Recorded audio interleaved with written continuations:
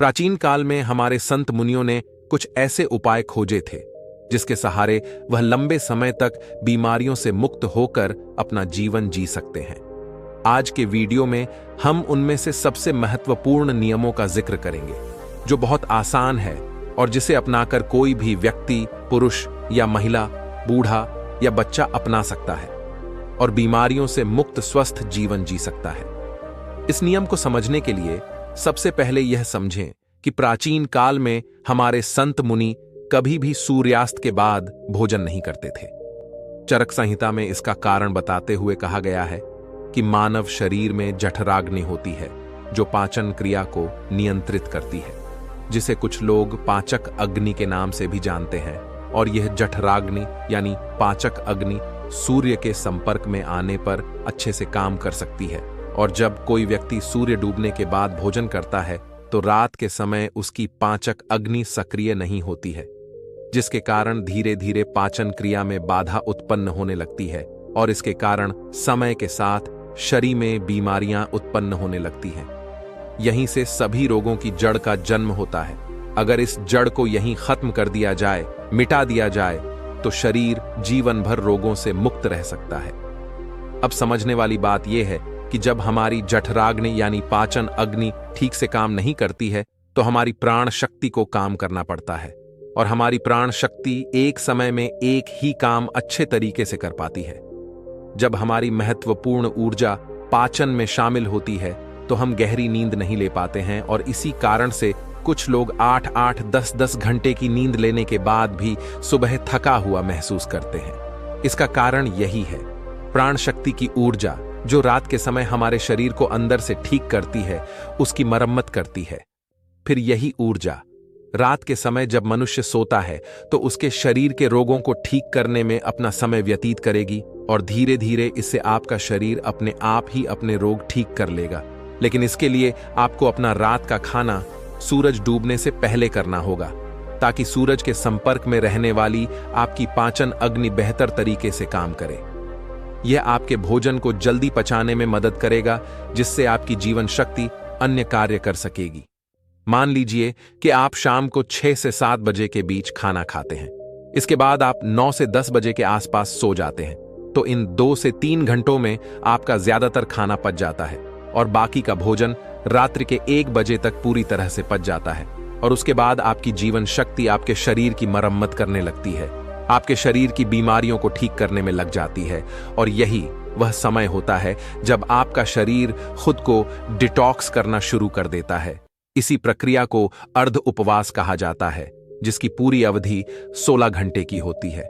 लेकिन जो लोग दिन में 16 घंटे उपवास करने में सक्षम नहीं हैं, वो 12 घंटे से शुरुआत कर सकते हैं। यानी कि अगर आपने रात्रि को 7 बजे भोजन किया है तो आप अगले दिन सुबह 7 बजे ही भोजन करें, जिससे कि आपकी बॉडी को तकरीबन 6 घंटों का समय मिलता है खुद को रिपेयर करने का। इस अर्ध उपवास में हमारे शरीर में क्या प्रक्रिया घटित होती है, पहले इसको समझिए।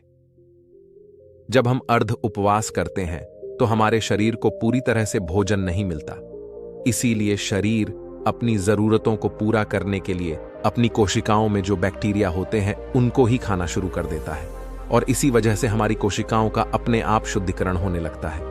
वैज्ञानिक भाषा में इसे ऑटोफैजी कहा जाता है, जिसका मतलब होता है बॉडी को सेल्यूलर लेवल पर डिटॉक्स करना। सिर्फ 26 दिन के लिए जो मनुष्य इस प्रक्रिया को अपना लेता है उसकी त्वचा में निखार आने लगता है, उसके बाल गिरने कम हो जाते हैं, सुबह अच्छी ताजगी होती है, रात को नींद गहरी आती है और मानसिक तनाव बिल्कुल मिट जाता है।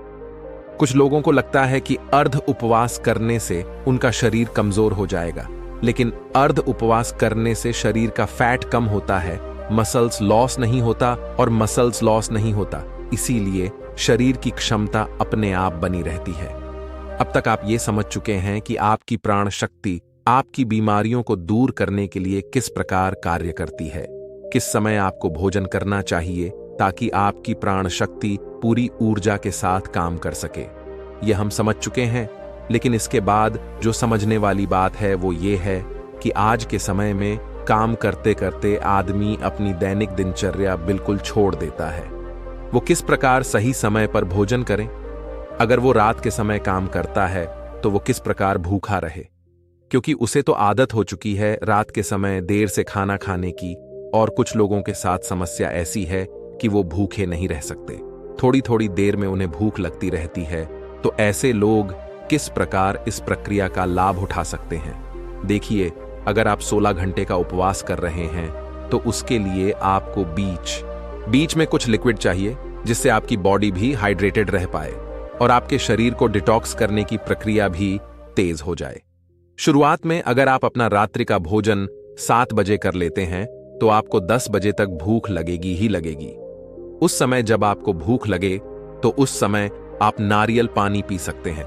इससे शरीर में बहुत सारे लाभकारी फायदे भी होंगे और आपके डिटॉक्स की प्रक्रिया तेज हो जाएगी। इसके अलावा आपको कॉफी भी पी सकते हैं। और जिन लोगों का वजन ज्यादा बढ़ा हुआ है, जो अपने वजन को कम करना चाहते हैं, ऐसे लोग थोड़े गर्म पानी में एक नींबू निचोड़कर उसको पी सकते हैं। इससे उन्हें अद्भुत लाभ होंगे। कुछ ही दिनों में वो पाएंगे कि उनके शरीर का वजन कितनी तेजी के साथ घट गया है। लेकिन जिन लोगों को ठंड जल्दी लगती है, जुकाम जल्दी होता है, खांसी हो जाती है, बुखार हो जाता है, तो ऐसे लोग रात में पानी में नींबू निचोड़कर कभी ना पिएं। रात को त्रिफला चूर्ण भी लिया जा सकता है, जो कि बहुत लाभकारी होता है। वो आपके शरीर को डिटॉक्स करने में उसकी बहुत सहायता करता है। सुबह आपका पेट अच्छे से खाली होगा।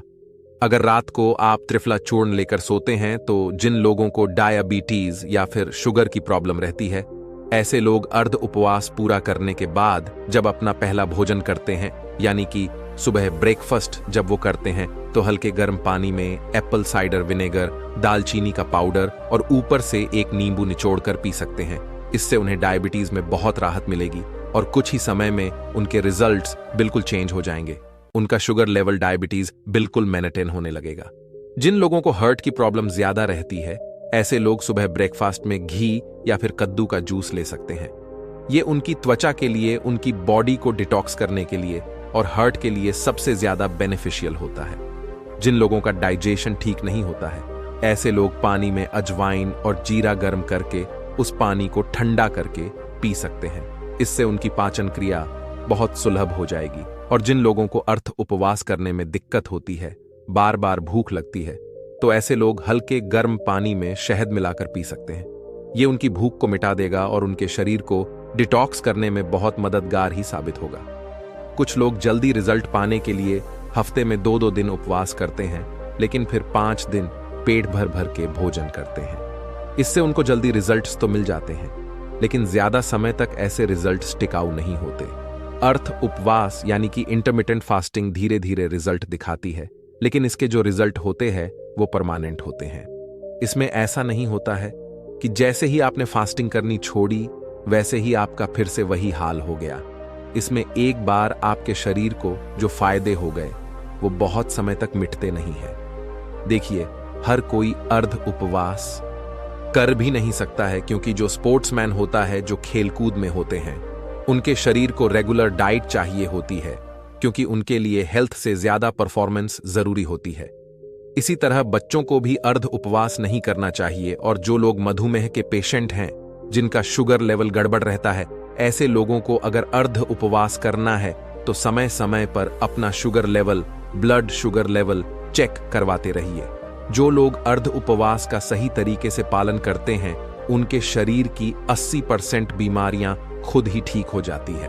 और जिन लोगों को कोई बीमारी नहीं होती, ऐसे लोग अर्ध उपवास करके अपनी बॉडी को डिटॉक्स कर सकते हैं, जिससे कि भविष्य में उनको कोई बीमारी नहीं होगी। यही हमारे संत मुनियों का जीवन भर स्वस्थ रहने के लिए अचूक मंत्र था, जिसका आयुर्वेद, चरक संहिता हर जगह उल्लेख मिलता है। चरक संहिता में अर्ध उपवास के साथ एक और नियम जोड़ा गया था, लेकिन वो आज के समय में संभव नहीं है। लेकिन फिर भी मैं आप लोगों के सामने उसका उल्लेख करना चाहता हूं।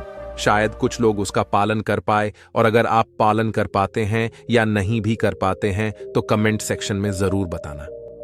देखिए, पुराने समय में जो खाना पकता था वो मिट्टी के बर्तनों में पकता था, और यह बहुत जरूरी होता था कि उस खाने को पकाने के लिए उसमें वायु का स्पर्श हो, उसमें प्रकाश का भी स्पर्श हो, उसमें अग्नि का स्पर्श हो और उसमें मिट्टी का भी स्पर्श हो। उस समय मिट्टी का ही बर्तन होता था। अग्नि का स्पर्श खाने को पकाने के लिए दिया जाता था।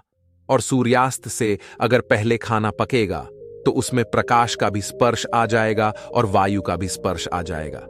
क्योंकि खाना प्रेशर कुकर में नहीं पकता था, खुले बर्तन में पकता था जिससे वायु उसको स्पर्श कर सके। लेकिन आजकल की जीवन शैली में यह संभव नहीं है। इसीलिए कम से कम हम अर्ध उपवास करना तो सीखे। चाहे हम उस तरह का भोजन तैयार नहीं कर पा रहे, लेकिन अर्ध उपवास करके अपने शरीर को फायदा तो पहुंचा सकते हैं।